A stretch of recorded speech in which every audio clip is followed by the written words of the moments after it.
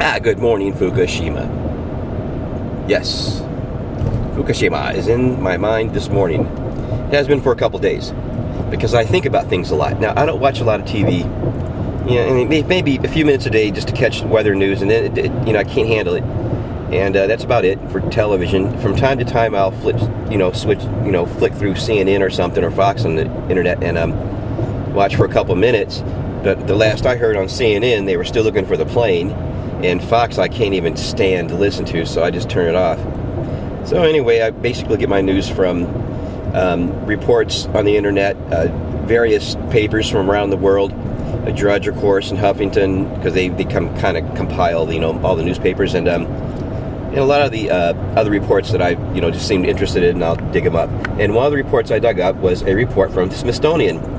Now, this is about Chernobyl, but it's actually, this video is more leaning towards Fukushima because it's an ongoing problem that has to be taken care of and stopped, as soon as possible. And I don't see a solution, I don't see it being stopped for a long, long time, even with a viable solution. So anyway, the Smithsonian report, you can Google this up, Smithsonian, Chernobyl, bacteria not decaying organic matter. Now, what is happening is, they have been studying the animals and the plants and everything that's around Fukushima Chernobyl right now for a very long time. In this fallout zone, this 3,600 mile fallout zone or whatever it is, and they're finding now that the plant and organic material that falls to the earth, and normally like leaves and trees, branches, and things like that, and even animals, inorganic material. And what will happen is, once it is not viable, it's not alive anymore, the bacteria and fungus will grow on it and consume it, and it will, their waste will, they will recycle it back into the soil naturally, and it decays, it becomes soil eventually. It'll break down and it'll be gone. That's not happening for some reason, but they've been studying the animals there for a long time and the plants, and they noticed that the behavior has not been normal for the species. That they're doing things that they shouldn't be doing, and it's not fitting into their natural environment. It's upsetting the balance and everything. And now they're finding it, even the smallest life forms, the bacteria and the fungus that basically break down all the dead stuff back into the soil, and then the cycle continues. The new seeds fall in, and they use the nutrients that were broken down by the fungus and bacteria, and they grow. It's not breaking down the organic material. It's just laying there for years and years, not breaking down. Now, they concluded it is from the radiation. It's got to be. It's not happening anywhere else, except for in areas, it's happened before, in areas of nuclear experiments, and those nuclear bombs they set off, out in the Pacific Islands there. It's very interesting. Now look at this. This is very beautiful. This is the Great Lakes water basin of Lake Huron, of course. And they want to bury some nuclear waste up there in Bruce Township, Ontario. The Canadians, big employer, 3,900 people, maybe 4,000 people. They want to open this radioactive waste dump 1,700 feet below the surface, about a mile and a few hundred yards away from the from Lake Huron. It's not looking good. If this goes, then we're screwed as Americans. But anyway, and there's never been one time where low-level radioactive waste has not leaked into the environment here in America. It's leaked into the environment every single time. Every single low-level radiation disposal place has leaked into the environment.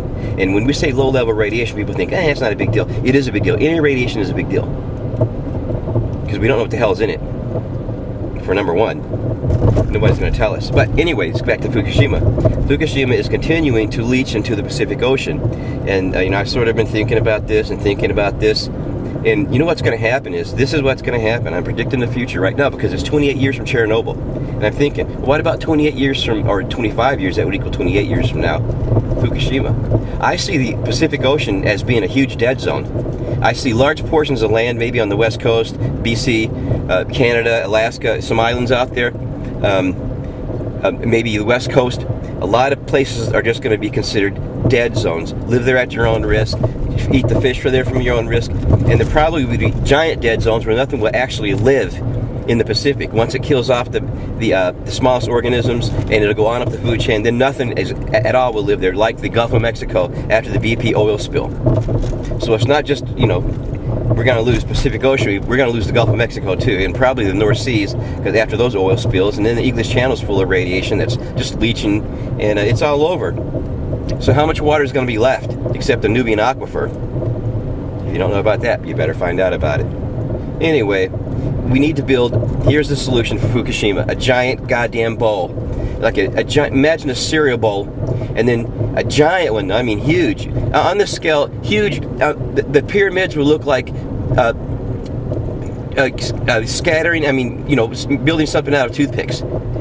This is going to be on an engineering scale that is unimaginable by mankind right now. We're going to have to build a giant bowl, a cement bowl maybe 30 feet thick, underneath this whole place. And they need to start yesterday. I mean, the ice wall is a good idea, but they're never going to get the ice wall to be secure in the front of that plant. The ground is too compromised. Even making the bowl is going to have some problems. This is what's going to make the Pacific Ocean a dead zone, because while they're working on it, they're still going to be pouring tons of water into the Pacific, and they're going to say, look, we either work on the wall and get this thing sealed off eventually, or not work on the wall, and the same thing's going to happen over a longer period of time, and they're going to have dead zones, and they're going to say, well, that's technology, and of course that's going to lead to a lot of human death, a lot of death of everything, not just humans, everything, all life. Look at this. This is just beautiful, gorgeous, stress-free ride to work here. I just stress myself out when thinking about this shit. Alright. Fukushima! Chernobyl. 3 Mile Island. Oak Ridge, Paducah, Kentucky. And that fucking god-awful place where they had the fire in the truck out there. Hannaford. Oh my god. Duck out.